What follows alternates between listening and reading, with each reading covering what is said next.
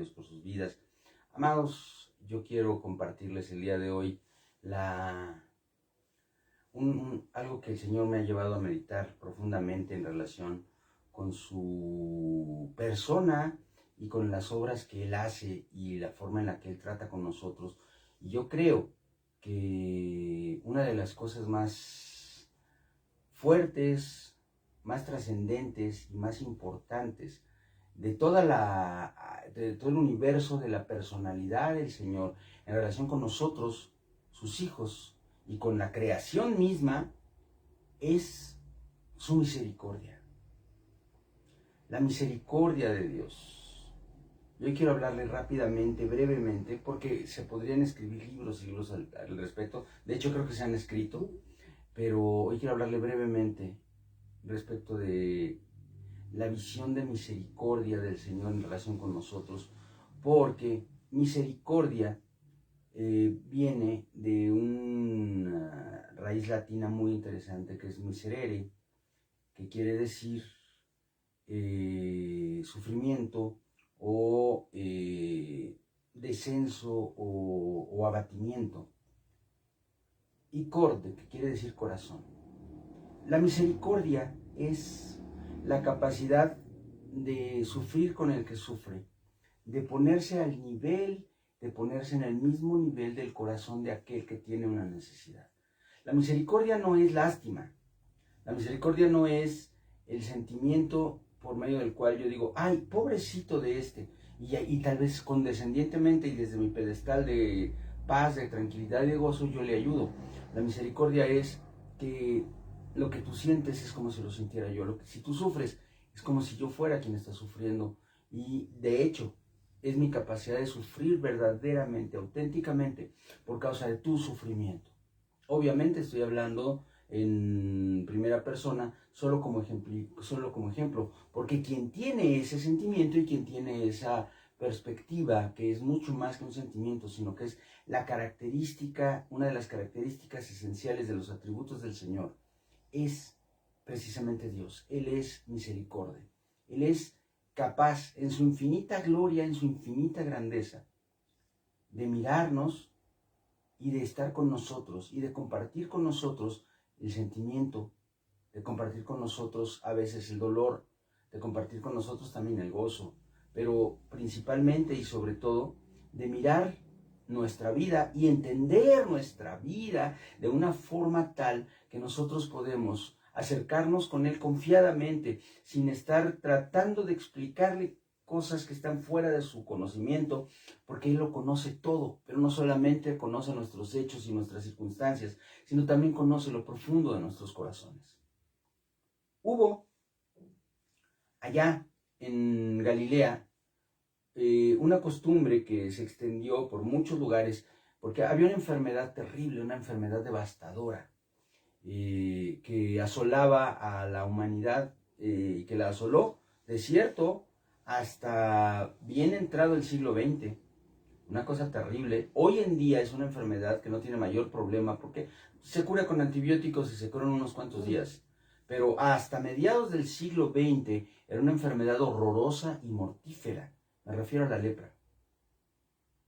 Y la lepra se convirtió de hecho en Israel en un símbolo de impureza y de juicio de Dios.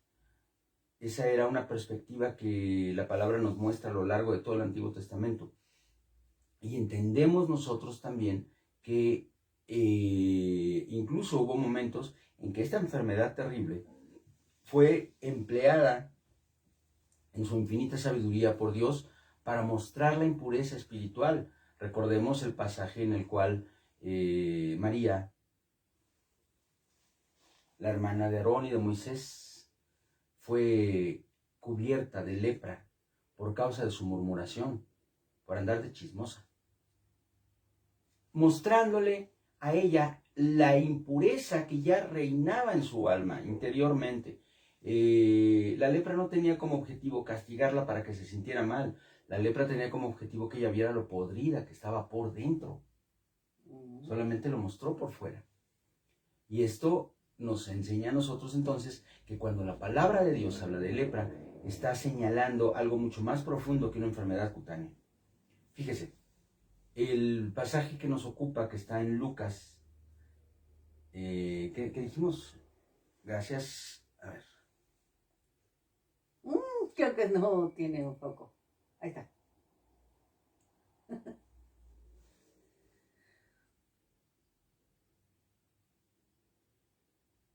Lucas 17, y quiero, mire, déjeme leerle el texto, literalmente. Le voy a leer Lucas 17 del 11 en adelante hasta el 19.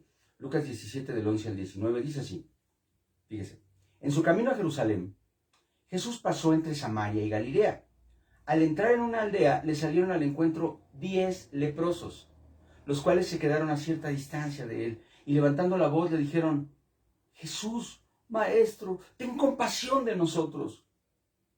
Cuando él los vio, les dijo, vayan y preséntense ante los sacerdotes. Yo creo que usted esté atento al orden de las cosas, ¿ok?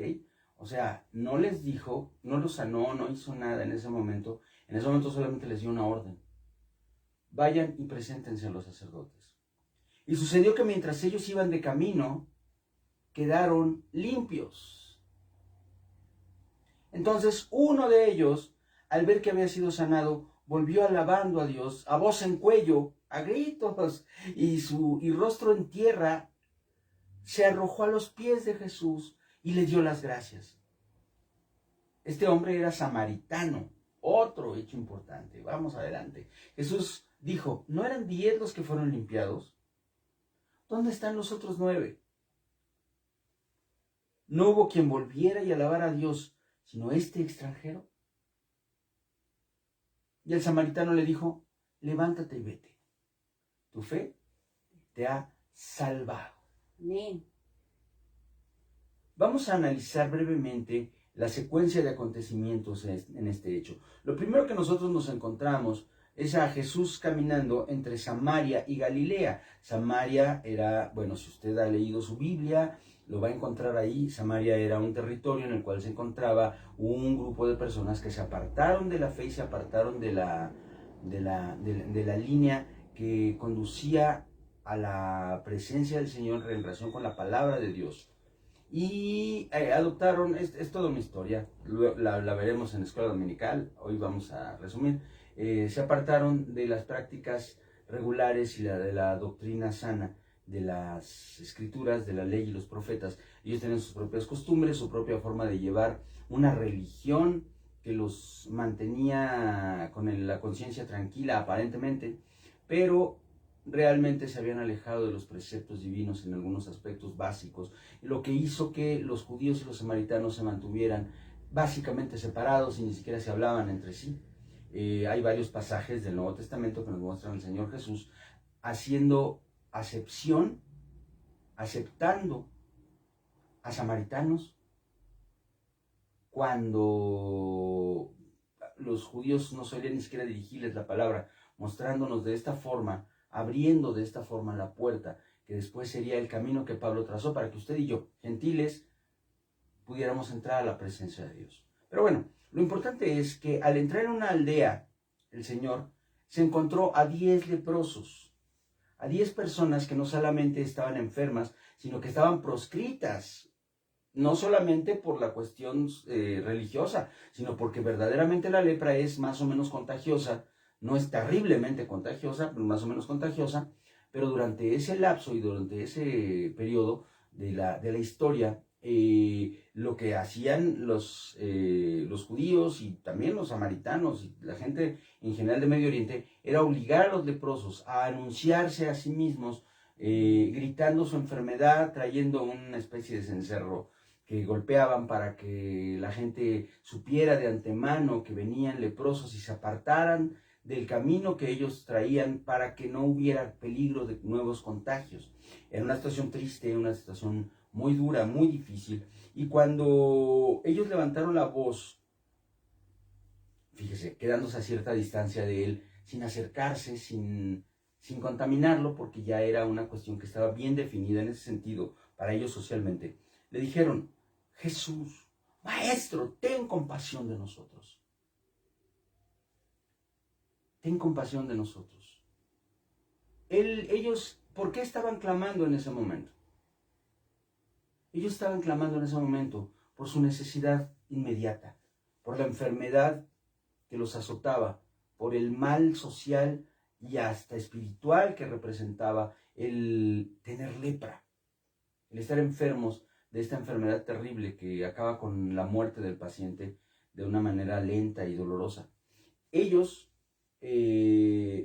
cuando recibieron esta instrucción de Jesús, que les dijo, vayan y preséntense delante de los sacerdotes, actuaron con una parte de lo que nosotros entendemos como el motor de los milagros y las maravillas de Dios. Actuaron con la fe, es decir, con la confianza inexplicable desde un punto de vista lógico, porque no había ni siquiera una sombra de esperanza de cura para el leproso. Pero ellos aceptaron y creyeron a la palabra de Jesús relacionada con la posibilidad de que ellos fueran sanados, de que fueran transformados externamente, me refiero a su cuerpo, a través de la ordenanza, la palabra y la acción que los llevó a hacer lo que Jesús les dijo, porque los 10 fueron hacia los sacerdotes aún estando enfermos. Dese usted cuenta de que en este momento nosotros estamos viendo en los 10 leprosos un acto de fe. No es que los haya limpiado y ya limpios hayan ido a los sacerdotes, es que se fueron cuando todavía no estaban limpios creyendo a la palabra de Jesús. Y fueron los 10. Ya empezó usted, que conoce el pasaje, a sospechar que hay algo raro, ¿verdad? Porque le estoy hablando de la fe de los 10. Los 10 creían que Jesús sanaba. Los 10 creían que Jesús podía hacer un milagro. Los 10 creían que las palabras de Jesús tenían autoridad para poder transformar su vida como enfermos, como leprosos, en una vida de no leprosos. Y se fueron los 10. Y sucedió que mientras ellos iban de camino, quedaron limpios. ¿Cuál era la razón por la que fueron enviados? La razón por la que fueron enviados es porque para poder reintegrarse socialmente a la vida cotidiana del pueblo, ellos necesitaban ser certificados por el sacerdocio para que pudieran ser recibidos nuevamente en los círculos sociales. No había otra manera de que ellos pudieran ser recibidos, aun cuando llegaran y ya no se vieran las marcas tremendas de la lepra. Ellos necesitaban la certificación de los sacerdotes. Pero dice la palabra de Dios, así literalmente, entonces uno de ellos, al ver que había sido sanado, ya no siguió adelante con el proceso que le hubiera permitido convertirse en otra vez un miembro regular de la sociedad y continuar con su vida. En el momento en que fue sanado, se dio la media vuelta y se regresó corriendo al sumo sacerdote, al Rey de Reyes y Señor de Señores. Y llegando, no le dio las gracias por haberlo limpiado. No llegó a decirle, oye, ¿qué crees? Ya no tengo lepra y voy a presentarme al sacerdote. Él llegó derechito a arrojarse a los pies de Cristo y con el rostro en la tierra, dice la palabra de Dios, le dio las gracias. Pero, curiosamente, el que regresó, era samaritano. No sabemos si los demás eran todos judíos, o algunos sí y otros no. Acuérdense que estábamos entre Galilea y Samaria, y eso no podemos saberlo con certeza. Pero sí sabemos con toda seguridad que él era samaritano, extranjero, una persona que estaba de hecho fuera del círculo de lo que se consideraba el contexto social de los judíos. Y el Señor Jesucristo recibió de este hombre la adoración debida a Dios. Este hombre le dio al Señor un reconocimiento que no tiene nada que ver, escuche bien lo que le estoy diciendo, con la sanidad de su cuerpo, porque la sanidad de su cuerpo no le daba gran ventaja, aparte naturalmente de estar sano, que es algo grande, socialmente, hubiera sido más ventajoso, si lo vemos desde un punto de vista humano, ir con los otros 9 y presentarse ante los sacerdotes para poder ser certificado como una persona ya no leprosa y por lo tanto capaz de poder reintegrarse socialmente. Pero la fe de los 10 no era igual. Y existe hoy en día esa diferencia entre la fe que nos lleva a buscar a Dios como la solución a nuestros problemas, buscar a Jesús como la respuesta a las situaciones particulares que vivimos en nuestra vida y la fe que salva. Amén. La fe que nos lleva a entender que los problemas y las dificultades de nuestra vida carecen de importancia ante la trascendencia monumental de la identidad de Jesús como Hijo de Dios, como el Señor entre nosotros y como Salvador de nuestras almas. Y la verdadera misericordia es el entendimiento supremo de parte del Dios Todopoderoso de que nuestras almas se pierden y de que si nosotros no recibimos la sangre del Cordero en nuestras vidas como limpieza para nuestros pecados, vamos a perdernos por toda la eternidad. Sanos o enfermos, leprosos o limpios en la carne, seguimos leprosos en el alma si no tenemos a Jesús. 9 de ellos fueron limpiados de la carne, pero uno de ellos fue limpiado de la carne y del alma. Amén. Uno de ellos recibió salvación, recibió la sanidad absoluta, pero no es un acto que haya sido realizado de manera unilateral por Jesús.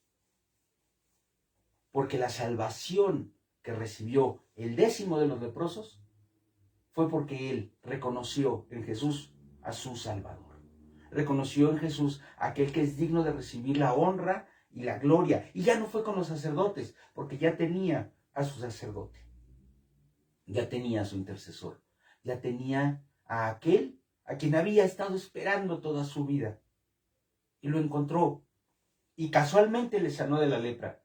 Pero yo creo que si este hombre no hubiera sanado de la lepra y sin embargo Dios hubiera sanado su alma, igual se hubiera postrado y lo hubiera adorado, porque lo importante para él ya no fue que los sacerdotes le dieran la palomita para que regresara a seguir la fiesta, sino honrar y adorar y estar a los pies del Cristo de las misericordias. Amén.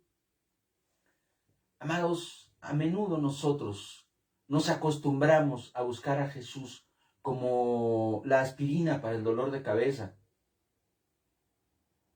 como la ranitidina para el ardor de la panza, ¿verdad? Y nos olvidamos, no le damos la trascendencia, la importancia a la suprema obra salvadora de Cristo Jesús. Y en ocasiones, de hecho, a muchas personas se acercan al cuerpo de Cristo, que es la iglesia, se acercan a la vida cotidiana del que es llamado en esta sociedad cristiano, entendiendo a Jesús como un vehículo de bendiciones, como un proveedor de cosas que hacen que nuestra vida sea mejor. Pero no entendemos con la misma profundidad que entendió el leproso que lo importante, antes que todo, es que Jesucristo es Dios. Lo importante por encima de todo lo demás es que Él es digno de honra, de gloria, de alabanza. Y que si la gente todavía sigue rechazándome o si me va a rechazar por causa de que yo adoro a Cristo, eso es lo que menos importa. Tal vez en algún momento este leproso fue también con los sacerdotes, porque hubiera sido un poquito complicado seguir adelante en el camino atrás de Jesús, siguiendo a Jesús, siguiendo sus pasos, siendo todavía marcado como leproso cuando él ya había sido sanado. Yo creo que tal vez lo hizo, porque así es, nosotros recibimos del Señor la provisión, la sanidad, la prosperidad, la abundancia de vida, no hablo de lo económico, hablo de la abundancia de vida que Dios tiene para nosotros. Pero todo eso es una consecuencia o es un resultado natural del hecho de que somos hechos hijos de Dios, de que somos transformados nosotros por medio de la renovación que el Espíritu Santo hace en nuestras vidas y que a través de ello, usted y yo, nos convertimos en hombres y mujeres, no ya sin lepra, aunque sí, la lepra de nuestra alma es limpiada, Pero lo importante es que nos convertimos en hombres y mujeres que caminamos en este mundo, pero ya no somos de este mundo, porque somos del reino, porque somos hijos de nuestro Padre Celestial. Amén. Y esa es la mayor y absoluta misericordia de Dios. Y eso es lo que usted y yo tenemos que atesorar y que entender. Y el entendimiento de esto es lo que hace nuestras vidas capaces de poder acercarnos al trono de la gracia, ahora sí, para orar por múltiples cosas, por múltiples razones, por la sanidad económica, por la sanidad de la familia, por la sanidad del cuerpo, por la restauración de las cosas que nosotros por causa del pecado hemos perdido y hemos desechado. Y todo eso es cada uno de los milagros del Señor, un manjar servido en la mesa del Padre para sus hijos. Y sus hijos, yo lo digo por fe, yo lo creo, y yo lo creo también de usted por fe, somos usted y yo. Amén. Así pues, amados hermanos, meditemos día tras día en la grandeza de la misericordia del Señor, en los motivos verdaderos de nuestro Señor, los motivos profundos de su kénosis, de haberse despojado de su infinita gloria para venir a la tierra, a morar aquí y a vivir una vida perfecta y morir en la cruz del Calvario y resucitar.